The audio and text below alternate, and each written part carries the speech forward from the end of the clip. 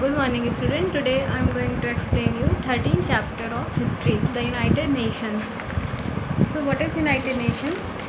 United Nation is an organization founded in 1945 after the Second World War. Means in world Wars 2 world war हो चुकी है, जिसके बाद सारे कंट्रीज़ की कंडीशन बहुत ज़्यादा एग्जॉस्टेड हो गई थी and they want piece and they want development.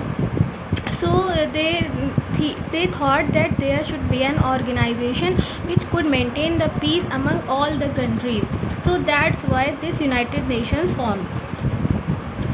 So at that time, starting time, there was 51 countries in United Nations, and they committed to maintaining international peace and security, developing friendly relations among nations and promoting social progress, better living standards and human rights. इनका जो main M था, जो 51 countries ने आपस में ये commit किया था, उनका मेन एम था कि पूरे कंट्रीज़ में पीस एंड सिक्योरिटी हो और वो एक साथ डेवलप करें, फ्रेंडली रिलेशंस हो और किसी के अंदर कॉन्स्पिरेशन ना हो, कंपटीशन ना हो और उनका बेटर लिविंग स्टैंडर्ड हो और ह्यूमन राइट्स सबको इक्वल हो.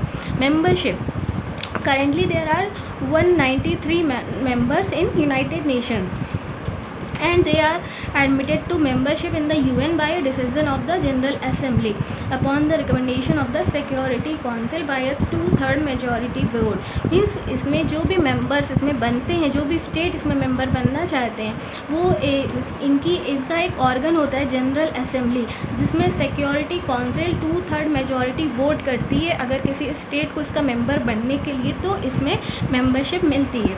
इसकी official language Arabic, Chinese, English, French, Russian and Spanish है. इसका एक अपना फ्लैग है और इसका एक एम्बलम है. Here the emblem as given. The flag of the United Nations was adopted on 7th of December 1946. 7 दिसंबर 1946 से इसका फ्लैग अडॉप्ट किया गया और इसका एक ऑफिशियल एम्बलम था जो कि वाइट और ब्लू बैकग्राउंड पर है.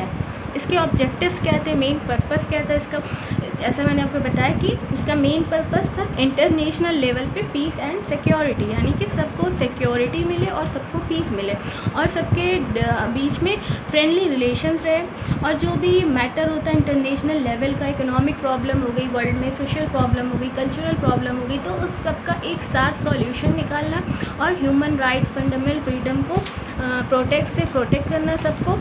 एंड एक सेंटर है ये पूरे वर्ल्ड का, जहाँ पे सारे कंट्री एक साथ कोऑर्डिनेट करती हैं और सारी एक्टिविटी, सारे डिसीज़न एक साथ लिए जाते हैं में स्पेशल इम्पोर्टेंस पर्पस के लिए और टू सेव सक्सीडिंग जनरेशंस, यानी कि आने वाली जनरेशंस को वॉर के स्केयर से सेव करना, प्रोटेक्ट करना. ये सारे इसके ऑब्जेक्टिव्स हैं. Principles of the United Nations के क्या प्रिंसिपल हैं? Its pursuit of the purpose stated in Article 1 shall act in according with the following purpose principle.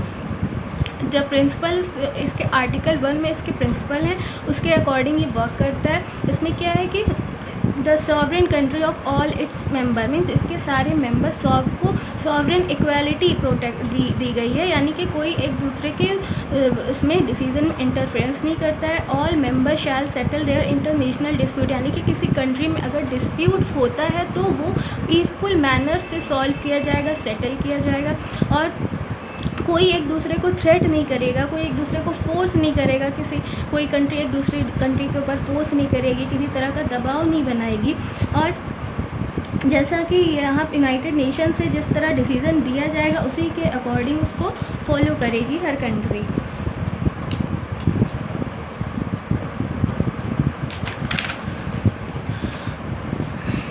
और ये इंश्योर करता है कि इसके सारे मेंबर इसके अकॉर्डिंग, इसके प्रिंसिपल के अकॉर्डिंग वर्क करेंगे और इंटरनेशनल लेवल के पीस को मेंटेन करेंगे.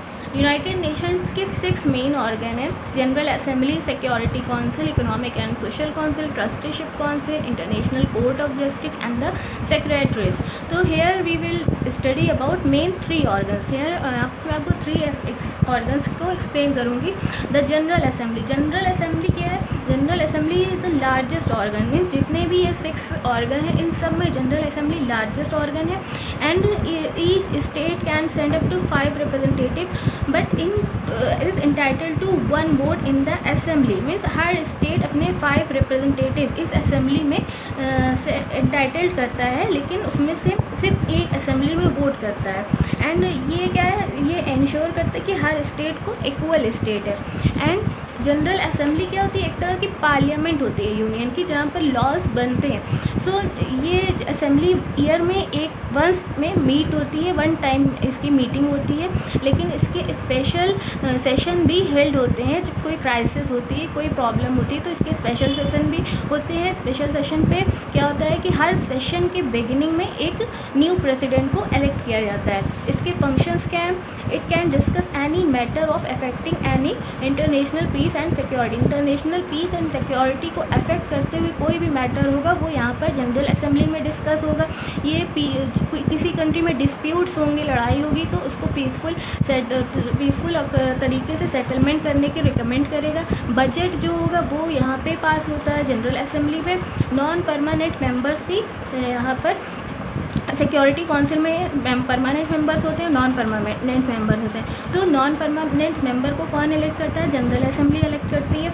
And economic and social council और ट्रस्टीशिप काउंसिल के भी जो मेंबर होते हैं उसको भी जनरल असेंबली इलेक्ट करती है. And it admits new member. And में जो न्यू मेंबर्स एडमिट होते जाते हैं वो भी जनरल असेंबली ही एडमिट करती है सिक्योरिटी काउंसिल के रिकमेंडेशन पर.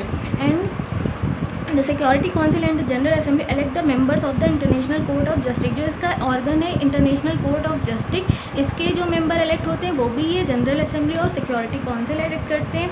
एंड ये सारे इंपॉर्टेंट टॉपिक पे रिकमेंडेशंस करते हैं. एंड जो भी मेन स्पेशल डिसीज़न होता है वो जनरल असेंबली में मेजॉरिटी वोट के अकॉर्डिंग पे लिए जाते हैं. Then the second one Security Council. Security Council भी एक बहुत मेन इंपॉर्टेंट ऑर्गन है. लाइक जनरल असेंबली यूएन की पार्लियामेंट है, तो सिक्योरिटी काउंसिल इसका एग्जीक्यूटिव ऑर्गन है. यानी कि ये इसको सारे रूल्स जो लॉ में बनते हैं तो इसको ये फॉलो करता है, इसको फोर्स करता है सब पर.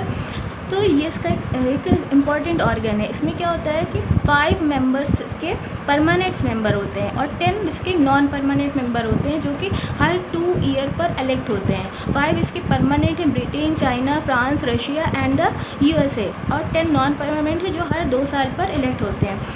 इसमें क्या होता है कि अगर कोई भी डिसीज़न, कोई भी लॉ बन रहा है तो ये जो 10 नॉन परमानेंट मेंबर्स हैं ये अपनी सजेशन दे सकते हैं. लेकिन अगर जो ये 5 परमानेंट मेंबर्स हैं इनको वीटो पावर है, इनको वीटो पावर मिला हुआ है. मीन्स अगर इनमें से इन 5 कंट्री में से किसी एक ने भी उस लॉ को रिजेक्ट कर दिया तो वो लॉ पास नहीं होगा. ये मेन किस पे इसकी मेन रिस्पॉन्सिबिलिटी क्या है कि मेंटेन करना, पीस और सिक्योरिटी को मेंटेन करना. जनरल असेंबली क्या करती है, पीस एंड सिक्योरिटी को मेंटेन करने के लिए रूल बनाती है और इसको मेंटेन करने की जो ड्यूटी होती है वो सिक्योरिटी काउंसिल की होती है. सिक्योरिटी काउंसिल मंथ्स में 1 टाइम मिलती है. बट लेकिन अगर कोई इमरजेंसी होती है, कोई प्रॉब्लम होती है तो ये मीटिंग कभी भी हो सकती है. इसके मेन फंक्शंस क्या होते हैं, सिक्योरिटी पीस को मेंटेन करना, इंटरनेशनल डिस्प्यूट्स जो होते हैं उसके इन्वेस्टिगेशन करना और उसके मेथड्स को सॉल्यूशन देना. और जो भी मेंबर्स होते हैं उसको कॉल पे मतलब कॉल करके बुलाना और उसके economic sanctions against the aggressor and thus to put pressures on the guilty state to stop aggression. Mean अगर कोई स्टेट गलत है, वो ज़बरदस्ती किसी से डिस्प्यूट कर रहा है तो वो उसको बुला करके इकोनॉमिक सैंक्शंस करेगी और मिलिट्री एक्शन भी ले सकती है ये सिक्योरिटी काउंसिल अगर रिक्वायर्ड हुआ. इंटरनेशनल कोर्ट ऑफ जस्टिस क्या होती है, जो भी डिस्प्यूट्स होते हैं उसका जो सॉल्यूशन निकलता है वो इंटरनेशनल कोर्ट ऑफ जस्टिस में निकलता है. इसमें 15 जजेस होते हैं डिफरेंट कंट्रीज से, जिसको इलेक्ट कौन करता है, जनरल असेंबली और Security Council. And they are elected for a 9 year term. इनका जो टर्म होता है ड्यूटी का वो 9 ईयर का टर्म होता है. नो 2 जजेस can be citizen of the same country. यानी कि एक कंट्री से कोई भी 2 जज नहीं हो सकते, एक ही जज होगा हर डिफरेंट कंट्रीज. इसके क्या फंक्शंस होते हैं, to settle dispute brought it to by members nation. मीन्स किसी नेशंस में कोई डिस्प्यूट्स हो रहा है तो वो यहाँ पर ब्रॉट किसी नेशन में अगर डिस्प्यूट हुआ तो वो यहाँ पर सॉल्व किया जाएगा, और जो भी एडवाइस होगी, लीगल एडवाइस होगी, वो भी international court of justice provide करेगा. That's all about United Nation. In the next chapter we will study about its agencies. Thank you.